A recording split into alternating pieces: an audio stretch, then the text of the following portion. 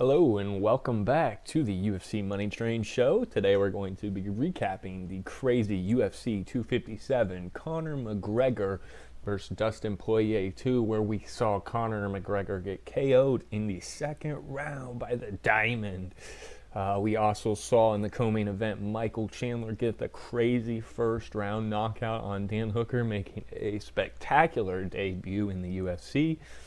We're also going to recap all my bets from UFC 257, including the plus 1150 KO prop that I gave you that hit with Marina Rodriguez, and of course, the only main event bet that we had hit, the under 2.5 rounds, despite 93% of people missing out on that bet because 93% of people had their money on Conor McGregor. That's right, guys, 93%. So we got really lucky there. And we'll talk about that. We're going to talk about all the rest of our bets, and then I'm finally going to give you guys an early look ahead for the next event that's coming up in 2 weeks, which is UFC Vegas 18, Alistair Overeem versus Alexander Volkov. I even have one early bet already for that event as well, and I'm going to pass that out to you guys. So first, we're just going to start off by recapping the main card of UFC 257. So let's just get into it a little bit. First off, the pay-per-view sold 1.6 million. Those numbers just came out. Guys, that is the second highest UFC pay-per-view of all time.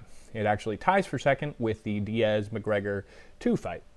Of course, these all trail the Khabib-McGregor fight from a few years back. But that does mean that Conor now has the top 3 spots, and he also has 7 of the top 10 UFC pay-per-views. So Conor's definitely their cash cow.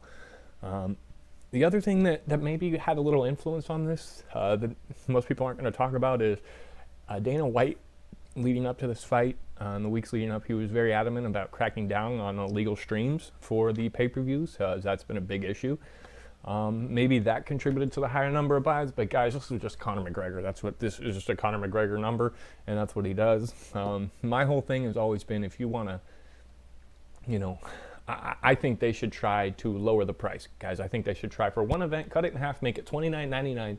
Look at the numbers, see if they can actually make money that way, and it makes sense if they get the appropriate buy or whatever. But at least try it. You don't know until you try it. Maybe it works, maybe it doesn't. But hey, guys, in the meantime, if you're illegally streaming, make sure you got a good VPN, and you'll be all good. Keep watching it from your European countries, whatever you do. All right, so let's get into the fights, guys. Conor McGregor versus Dustin Poirier, guys. First thing I noted when I was watching the walkouts, I take notes on every fight, and I wrote this down. I just said that, man, just looking at the walkouts alone, Conor seemed to be scared, nervous, something like that on his face, like a deer in a headlight kind of look. Didn't look comfortable like he did in the press conference and weigh-ins and leading up. It was very weird. The thing I noted about Dustin is that Dustin looked confident. He looked happy to be there. He looked like, all right, this is my spot. I'm ready to go. And that was a little bit eye-opening to me. But guys, once they got in the cage and I saw him doing the stare down and they touched gloves, to me, Conor looked ready. Dustin looked ready. They both looked ready to go. But that is something weird that I did notice when I did see the walkouts, is Conor looked a little out of his element. Yeah. So anyways, guys, the fight starts out real fast. Conor comes up attacking, closing the distance real quick. Conor really trying to dictate the control and speed and pace of the fight to start. But 1 minute into the fight, Dustin surprises Conor and gets the takedown. Huge, guys. I thought right when he got that takedown, I said, uh-oh. Whoa, well, what's going to happen? So Conor does a great job working up, and then you get in the clinch. They're in the clinch for some while. Conor does his signature shoulder strikes. Dustin even throws some shoulder strike back. Conor got a little bit of the better of Dustin in the clinch.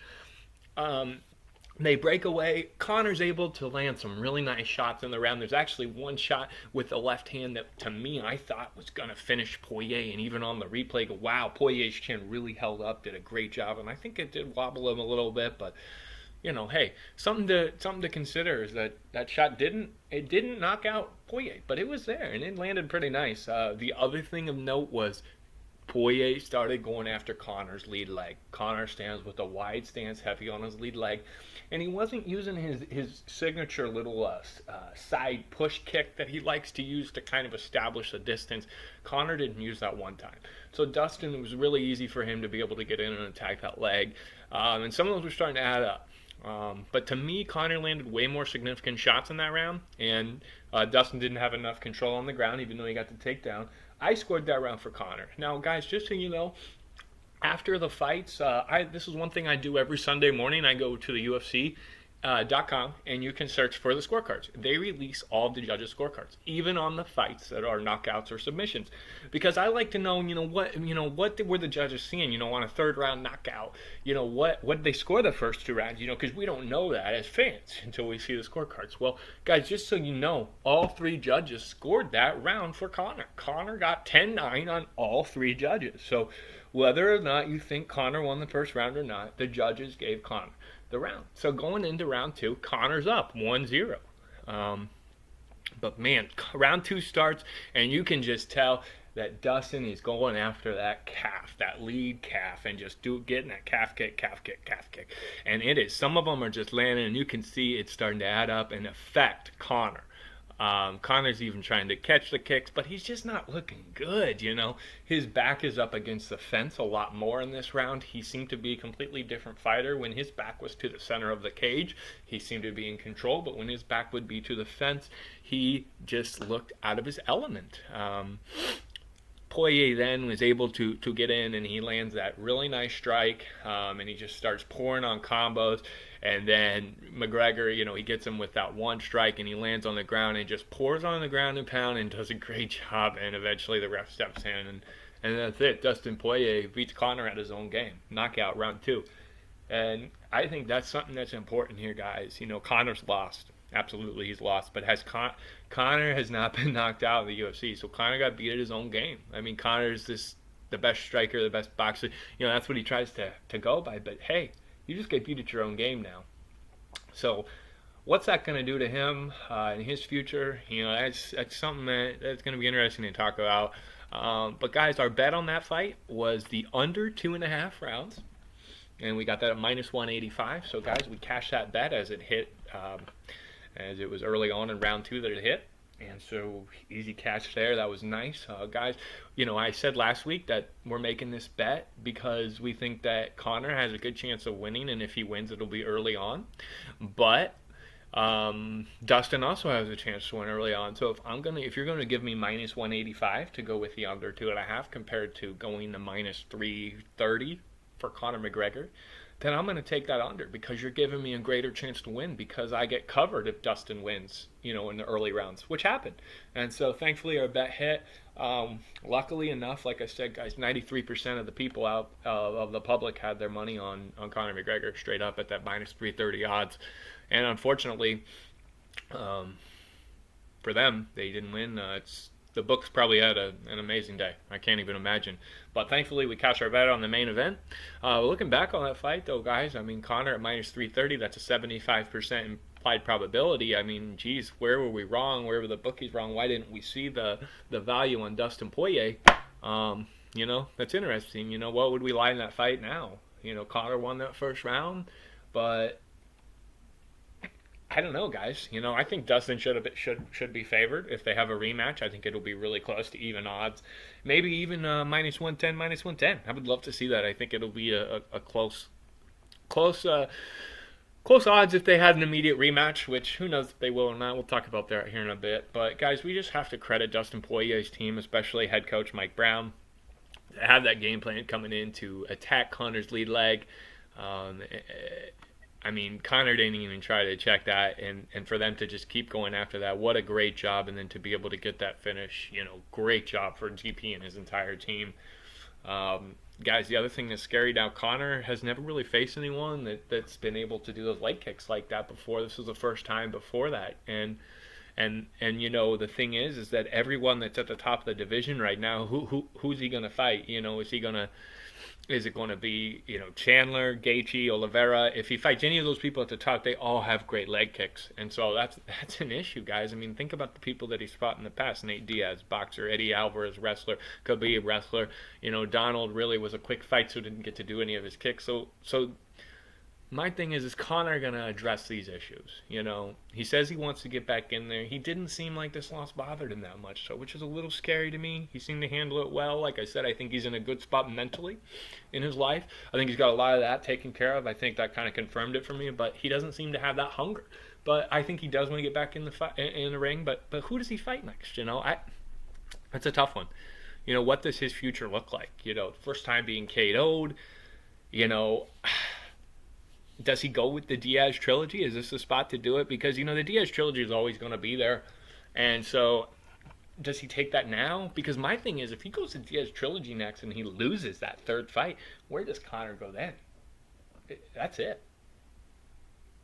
That's it. So, I don't think he should go for the Diaz trilogy. If I was him, I would keep that in my back pocket.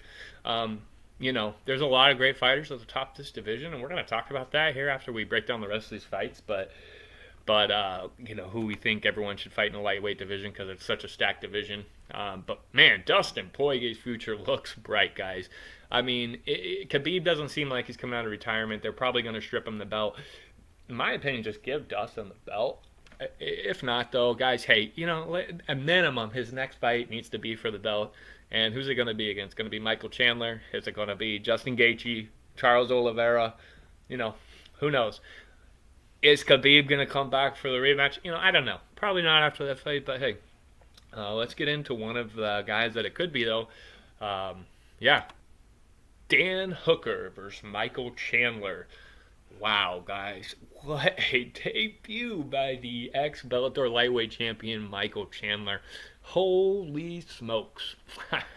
I'll just be 100% transparent with you guys. I had Dan Hooker. He was one of my top bets for this fight. I had him at minus 130.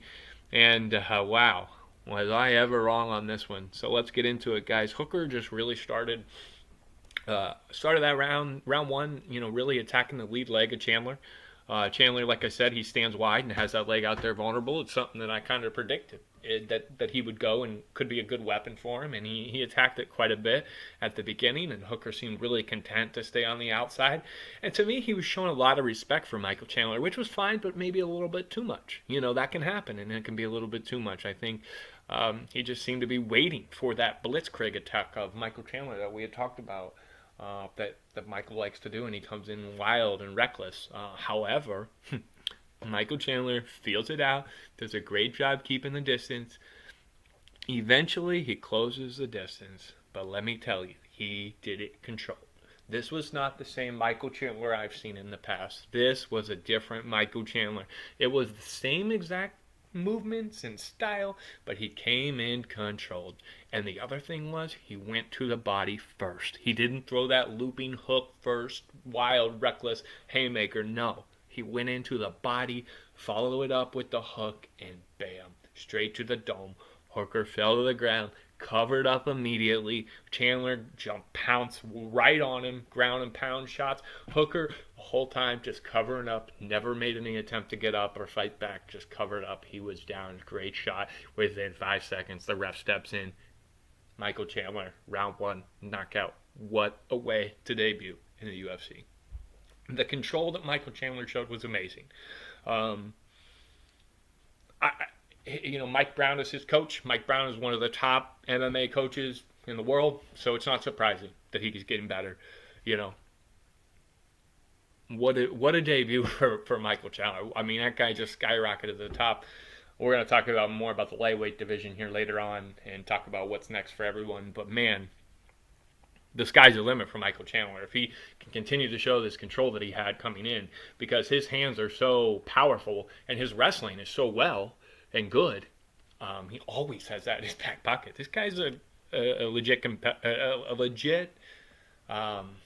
contender at the lightweight division, no doubt. But guys, something else we need to talk about is Dan Hooker and his chin and the damage that he's taken. He's taken a lot of damage. He's accumulated a lot of the last few fights. he threw his gloves in the octagon and walked out right after the fight. Who knows what that means? I don't think he's retiring. Man, I really hope not, because that guy is still young, and he has I think it might be wise for him to take a year off, maybe 6 months to a year off, recover, relax, enjoy life, come back, don't fight a top 3 guy, but the lightweight division guys are stacked. Anyone you fight this ranked is going to be tough.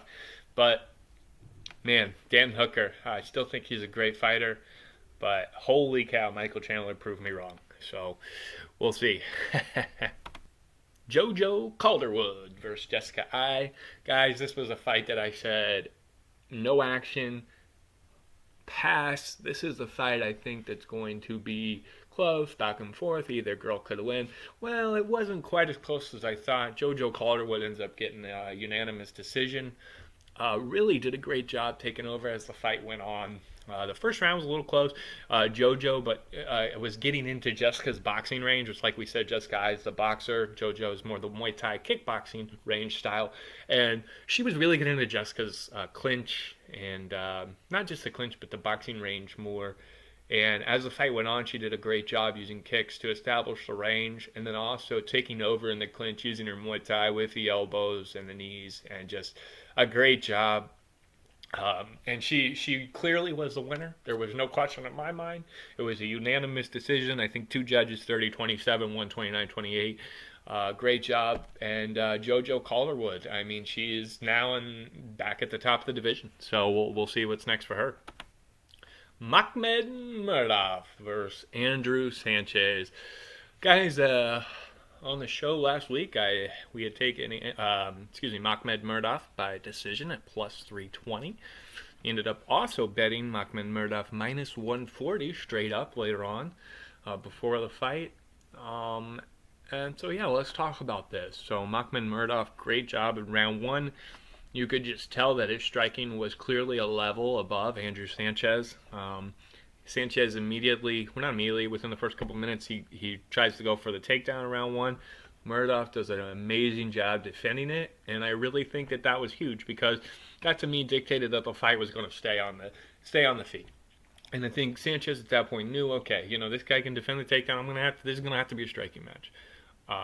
Murdoch with some really good calf kicks in round 1. To me, clear round 1, Murdoch. He's up 10-9. We go into round 2. Murdoch so close to landing that big right hand so many times to Sanchez, but he was messing in round 2. And Sanchez, you could just tell he had a way better round. Striking defense was a lot better. He just seemed to be well-rounded in the striking. Andrew Sanchez didn't go for any takedowns, but he stayed striking. And you could tell Andrew Sanchez is getting way better as a striker. Makhmed Murdoch's a very good striker. So for Sanchez to be that competitive with him in round 2, and in my opinion, to win round 2, and on the judges' scorecards as well, giving him round 2, 19-19, going into round 3, we got a close fight. But what I will tell you is Andrew Sanchez, with the last minute of that round, you could tell he was starting to fade. And in between rounds, you watch the corners and you go, oh boy, if I had money on Sanchez, I'd be worried. Nose was busted up, bleeding bad. And round 3 starts, and his nose is just really bad. I think he might have broke his nose. But you could just tell Sanchez's hands were way down, way low, just wide open for the shot. His cardio clearly affected him. Makhmed Murdoch, now let's talk about him. He's still dancing around in round 3, moving around. He reminds me of Floyd Mayweather, crazy.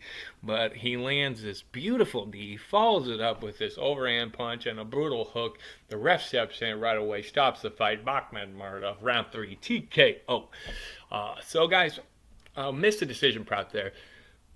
I even talked about last week, this is frustrating to me as a bettor when I talk about this and I see things that end up coming to fruition. As I said, guys, Andrew Sanchez fades in round 3. My prediction was that, okay, Makhmed Murdoch wins either the first or second round, and that he's going to take round 3 because Andrew Sanchez usually fades in round 3. He's been known for that.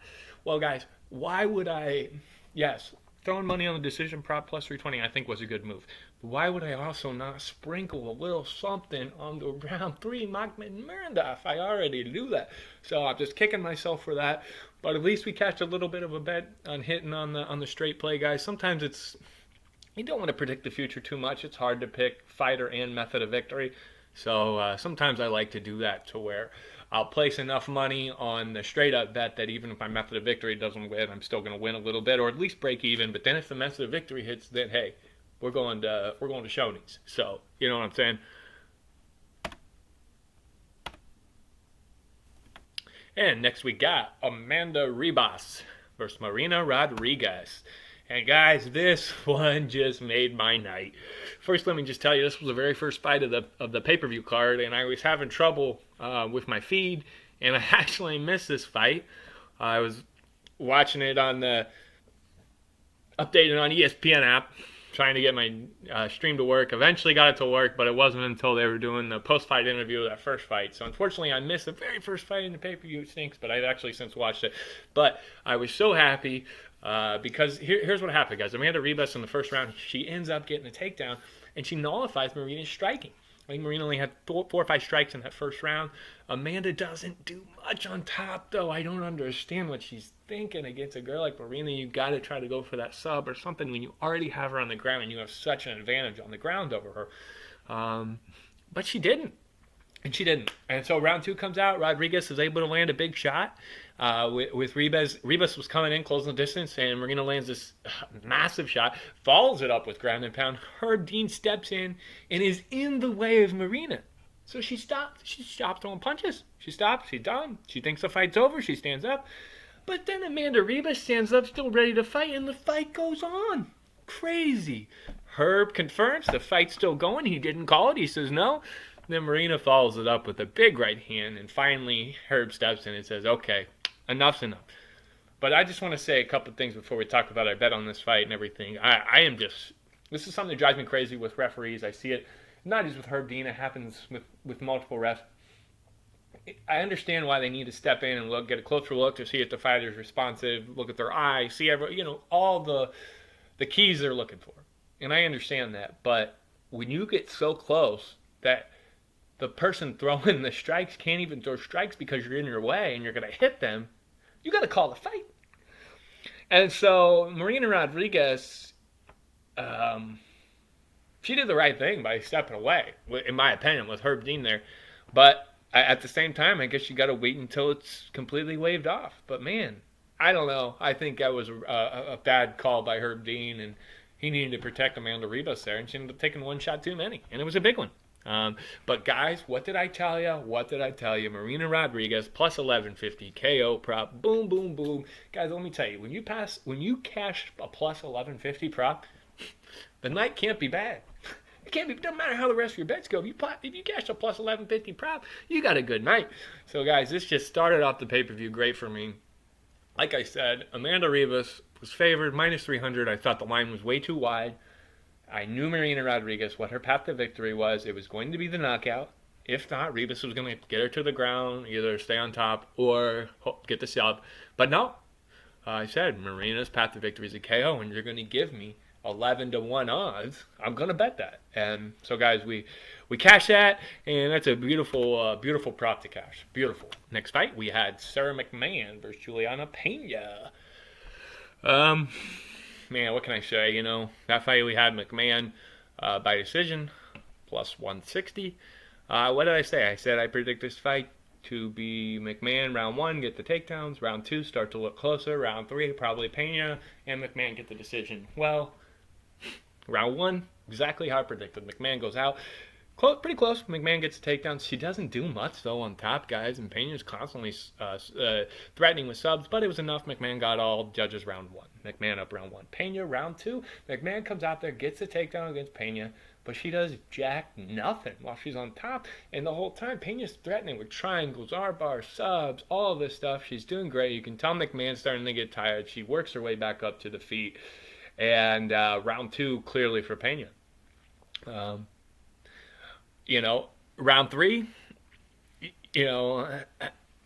McMahon's looking for the takedown the entire time. All she's trying to do is get back on top. You can tell she's tired. But then Pena actually gets her own trip takedown. And she works right to the back, immediately getting in, softening McMahon with strikes, doing a great job to get her hooks in and getting in better position, locks in the rear naked choke. Boom. Round 3, Juliana Pena, rear naked choke submission. So we don't get our bet, guys, and unfortunately, even if it would have went to the decision, I would have went to Juliana Pena, guys. I was expecting a little more from McMahon on top. I might have been Sarah McMahon's last fight, guys. Good for Juliana Pena winning that, and it sucks to lose a bet, but that's what happens. Women's MMA is a tough one to bet on, guys. Tough one to bet on. All right, so that concludes UFC 257. All of our bets and fights that we went through and broke down. My overall thoughts on the UFC 257, guys, was a little bit weak as far as star power goes for being a Conor McGregor pay-per-view. But I'll tell you what, that main event more than made up for it. Anytime you get a first round knockout and the second round knockout and the co-main and the main event, geez, hey, what do you got to complain about? So, all in all, pretty good night. I want to talk about the lightweight division a little bit, guys, because right now we got Khabib Nurmagomedov as the champion, but more than likely, he doesn't seem like he's going to come back anytime soon. So then you got Dustin Poirier, obviously, number 1 ranked guy. Number 2 would be Justin Gaethje. Number 3, Charles Oliveira. Number 4 is Michael Chandler. 5, Tony Ferguson. 6, Conor McGregor. 7, RDA. 8, Dan Hooker. 9, Paul Felder. 10, Diego Ferreira. 11, and so forth. Anyways, that's the top 10. So, what's next? What's next for Dustin Poirier? Let's just pretend that Khabib's not coming back. There could potentially be a rematch with Gaethje. There could be a trilogy with Conor McGregor, although Conor is now ranked number 6. There's Charles Oliveira. And then you also have Michael Chandler, who was just on the co-main event.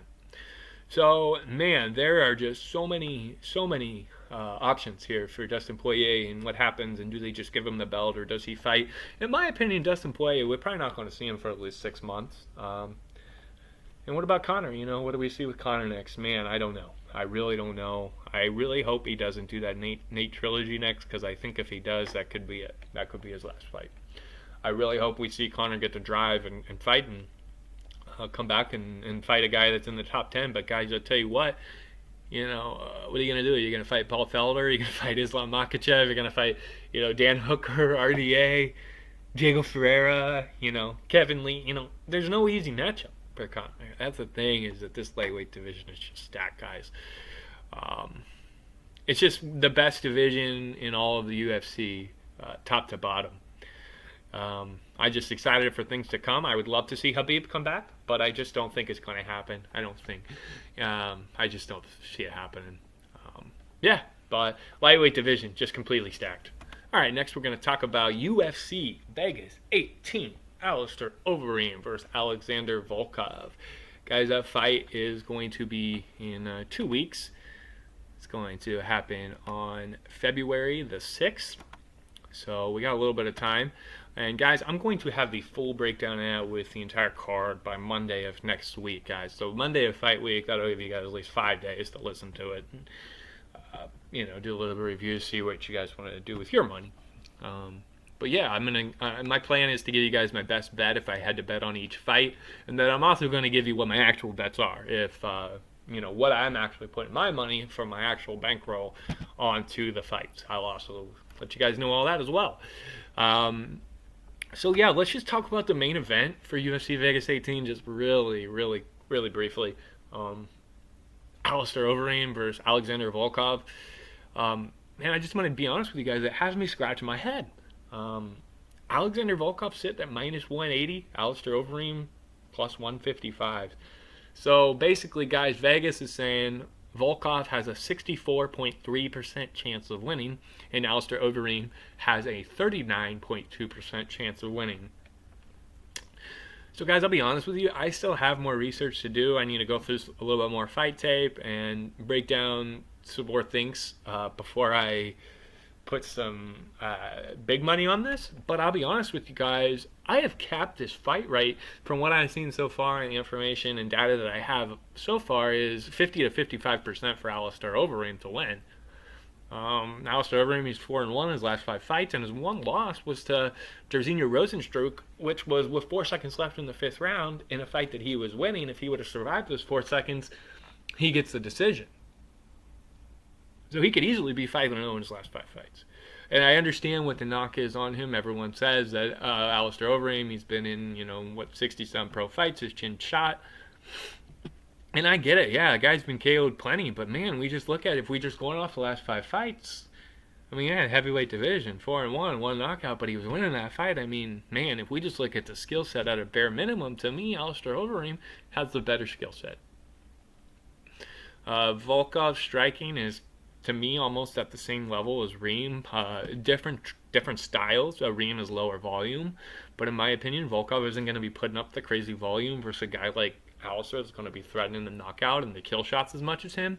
And then, guys, if we look at grappling, Reem has a clear advantage. He's a good grappler, and he's great at getting subs. I mean, he has his signature guillotine his guillotine that he's just so good at putting in and implementing. And he's been training partners, recently, the last year with Curtis Blades. That's been his main guy. And Curtis Blades is one of the best wrestlers in the heavyweight division. So I have to cap this fight at least 50-50. And Vegas is telling me he's only got a 39% chance of winning. So to me, that's an 11% edge. It's more than enough for me to pull the trigger. So I did put in a bet at Alistair Overeem plus 155. I got the Reem at plus 155. I think that's a good bet. I think he could win by knockout. I think he could also win by decision. I think he could win by submission. So I'm not going to be placing any props on this at this time. I might hedge with the Volkov KO, depending on what my research shows me. But right now, guys, plus 155, to me, that's enough of an edge over the book to pull the trigger. But guys, we still almost have 2 weeks before the fight, so it'll be interesting to see where this line goes. I don't know if which direction it's gonna head in, but to me, I got this at 50-50, so I'm going with Alistair Overeem plus 155. But yeah, I encourage you all to do your own research and see what you guys see. And the co-main event for this card is going to be Frankie Edgar versus Corey Sandhagen. Last fight, Sandhagen KO Marlon Moraes with a beautiful wheel kick, guys. I don't know if you remember that, but a great wheel kick. Frankie Edgar coming off a split decision win versus Pedro Munoz. Currently, Frankie Edgar is plus 360, and Corey Sandhagen is minus 420. Another interesting thing about this entire UFC Vegas 18 card is there's 14 fights, and 8 of them are going to be taken at place at 125 or 135 pounds. So, guys, I expect a lot of decisions, a lot of over props, lighter guys, not as many knockouts, but should be some exciting fights. Like I said, I kind of think that's a little ironic, being at the main event, 2 heavyweights, but hey, we'll see. Guys, but yeah, I'm working on finishing that study, the tape study and the breakdown for the entire card. And like I said, as soon as I have it all finished and know exactly where I'm going to be laying my money and what's looking good, I'm going to get that released to you guys, like I said, hopefully by Monday of fight week. So yeah, guys, definitely keep an eye out for that. I really appreciate all of the support that I've received this far from this. Again, this is just brand new to me. I'm basically just passing along the information and data that I am already accumulating in order to decide where I want to bet and put my money on each event. I'm going to keep putting out these shows as long as it's providing you guys value and as long as you guys like this. I've been a long-term winner when it comes to betting UFC for the last 2 years, and guys, it is possible to make money doing this long-term. You just have to have really good discipline, money management skills, and just you have to understand that this is all long-term and nothing's ever guaranteed. It's all about trying to get the best of the number, trying to always, beat the book. Sometimes that means pouncing a week before an event, and sometimes that means waiting 5 minutes until the event starts or even betting it live. It's just something that I have a passion for. I love sports. I love gambling. It's hard for me to not gamble on every sport that I watch, but I've really, really, really been focused on MMA, specifically the last 2 years in betting. And it's really, really paid off. There are hot streaks, there are cold streaks, guys, but I'm telling you, it's all about long-term and just sticking it out. I am fully tracked. Everything I've done you can find at betmma.tips/jprince. I'll put a link down in the description as well for you guys. That has all my past, current, and future bets for anything MMA related. I am also on the app BetSperts. You can find me there at jprince. You can also find me on Twitter at Picks from Prince. Picks from Prince. I'll put all that in the description. That way, if anybody wants to check all that out, you guys can take a look and join that community as well. Guys, all I can say is that, if you're honest and you're keeping records, whether you're profitable or not, if you just track, follow the data, eventually you're going to see where you have the advantages and where you don't. I encourage people to track. If you're not tracking your bets, just start. Just start, guys. Even if you're not putting money down, to say, if I was betting, this is what I would do, and get an idea. Get an idea and see what you're good at. Maybe you're good at certain weight classes. Maybe you're good at predicting over/under rounds. Maybe you're a prop guy. Maybe you're a straight guy. But guys, one of the greatest abilities we have is the ability to pass. Sometimes there isn't a right bet. So guys, just always be responsible when you gamble. If you can't afford to lose the money, then don't gamble. That's just as simple as that, guys. Thank you again. Please tell your friends and family. Really would love to grow all of this. Like I said, I'm going to put all the links to everything down here in the description. Please like, subscribe, comment. Just would love to keep growing all this, guys. I really appreciate you guys tuning into the Money Train. This is your boy Nolan, a.k.a. Jordan Emmanuel Prince, a.k.a. UFC Money Train. So, guys, have a good day, and I will be back next week breaking down UFC Vegas 18, Alistair Overeem versus Alexander Volkov. Take care, guys.